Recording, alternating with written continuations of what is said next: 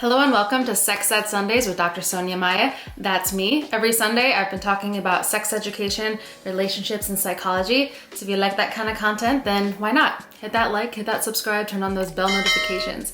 So today I want to talk about sex facts that are related to sleepy time, dreaming. I think it's really important as a clinician for me to remind everybody how important sleep is. I'm talking about consistent sleep. If you notice that you're waking up with a bit of a puddle under you, there's nothing wrong with that. We're gonna get into the wet dreams facts that I have recently reviewed. So yeah, I'm super excited to talk about some sleep and sex related facts because they really do go hand in hand. And at the end of the video, I'm going to introduce a couple of products that I use literally every single night to make sure that I get good sleep. So stay tuned for the end of the video to check out the products I'm talking about. Firstly, I would love to share with all of you that according to research, apparently the position in which you are sleeping makes a difference of whether or not you might have sexy, naughty related dreams, which is really interesting.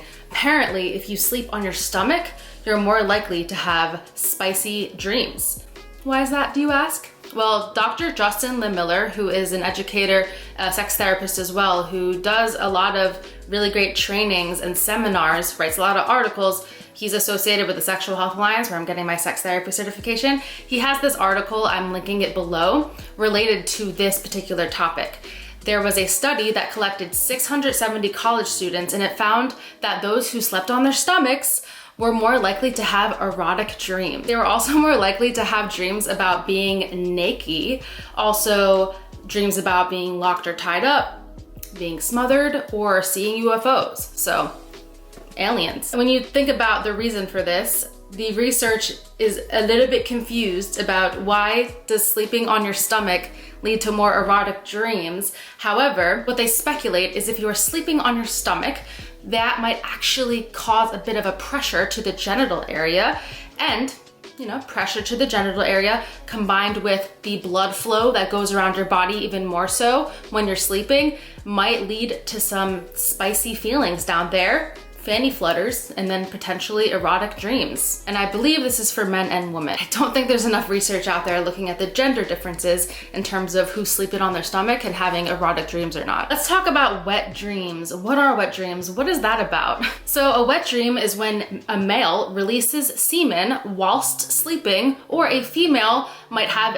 an orgasm that releases vaginal fluid while sleeping. So sometimes you might wake up right when it happens. Other times you might stay asleep and then you wake up with a little bit of a mess down there. Completely normal. They're completely healthy as well. And I think it's really important to emphasize that sometimes they're related to a sex dream, but other times maybe not. A lot of us can't even remember our dreams. You might wake up noticing that there's a mess down there and you didn't have any spicy dreams whatsoever. So yeah, it's a bit confusing, isn't it? Like I said before, we have more blood flowing through our body and therefore towards our genitals while we're sleeping. So that would explain why wet dreams would be prevalent. The increased blood flow to your genitals makes you hypersensitive to stimulation of any kind.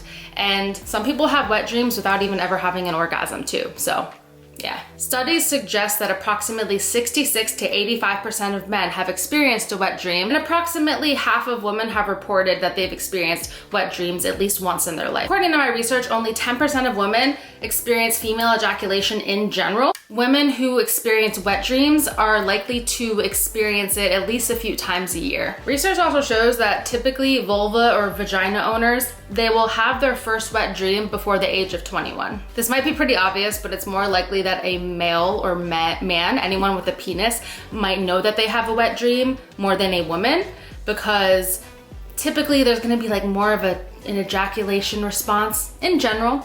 So some researchers state that in order for a woman to know that she's had a wet orgasm, typically that involves her waking up while it happens. Because otherwise you might have a little bit of a female ejaculation, but it's just not as obvious of a mess. According to a 2010 analysis, 37% of a sample of 245 women reported that they have experienced a nocturnal orgasm, and 30% of them reported that they had a nocturnal orgasm experience within the last year. So why does this happen? Why do we have wet dreams? It is a little bit speculated as well in terms of the research, but it's possibly related to the position that you're sleeping in. As I mentioned before, if you're sleeping on your stomach, apparently also with your arms up too, you're more likely to have erotic dreams.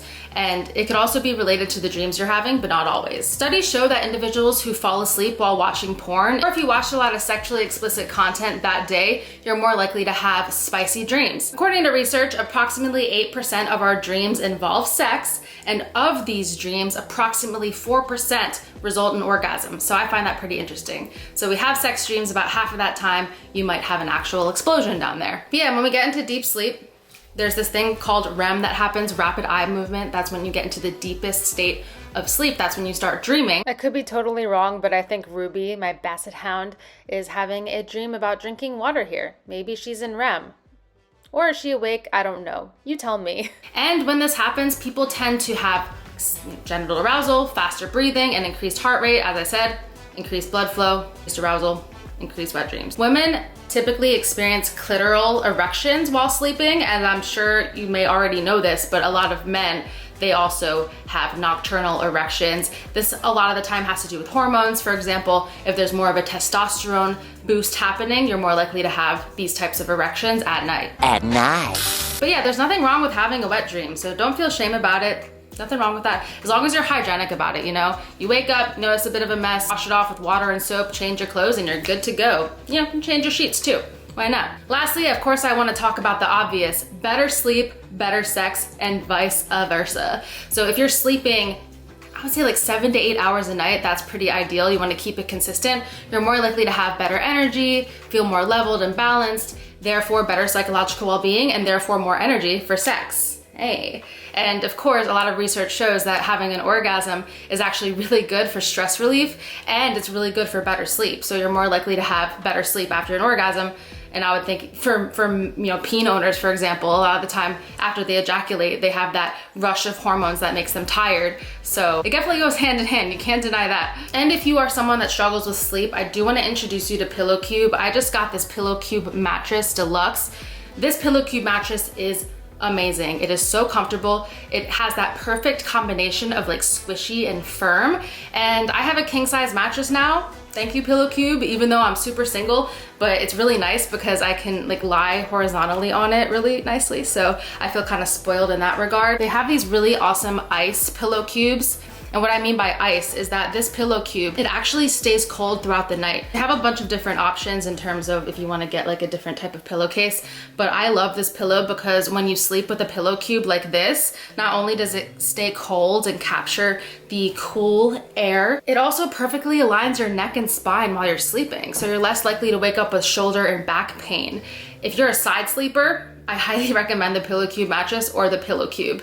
And if you have any questions about it, let me know. I've been obsessed with Pillow Cube for a really long time. I've been sleeping on this mattress for probably about 3 months now, and I wanted to make sure I got some time in sleeping in it before I started recommending it, and I really, really, really love it. I loved my old mattress, but this mattress is superb. I'm really excited to, you know, maybe share it with someone one day.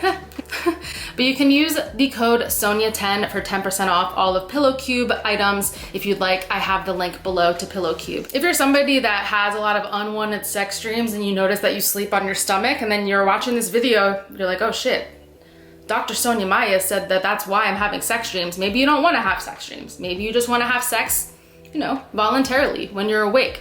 Then maybe try sleeping on your side and then use a Side Sleeper Pro.